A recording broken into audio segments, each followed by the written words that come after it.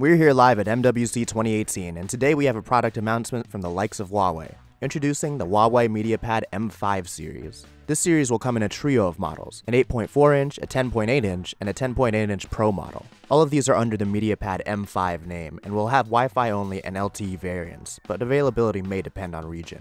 In terms of design, we have 2.5D glass over IPS displays pushing a resolution of 2560 by 1600 pixels across all models. The displays are bright and colorful, while also displaying the typically good viewing angles seen from IPS technology. Below the display lies the fingerprint sensor, something we almost took for granted on a tablet that is, above all, a personal device.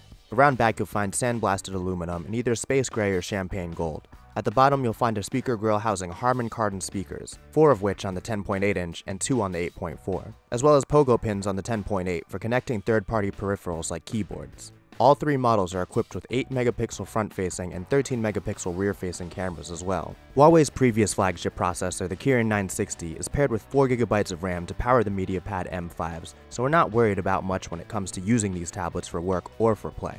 Android Oreo 8.0 is paired with EMUI 8.0 for the most up-to-date, though not particularly aesthetically pleasing user interface. 10.8-inch models have a sort of PC-like feature though, named Desktop View, which adds a taskbar and quick access to files. A welcome addition, which should aid productivity and ease of use. In terms of configurations, the 8.4-inch MediaPad M5 and 10.8-inch regular M5 will come in 32, 64, or 128 gigs, while the 10.8-inch MediaPad M5 Pro will only offer 64 gigs in the US and 128 in China. All models accept microSD cards up to 256 gigs though, which should satisfy even the biggest media consumers out there. Huawei is also releasing a digital pen compatible with all 3 devices. Dubbed simply the Mate Pen, this peripheral offers 4,096 points of pressure sensitivity for shading, stenciling, and an overall more realistic writing and drawing experience. The Mate Pen will be sold separately, but comes with the Pro model as an included accessory. The pen itself is charged via USB-C, as are the M5 tablets, which also support quick charging. Packing a 5100 mAh battery, the 8.4-inch M5 is rated at 11 hours of battery life, and the 7500 mAh toting 10.8 inches are rated at 10. It's nice to see manufacturers still putting some effort into Android tablets, and although pen support is nothing new, it's still good to see.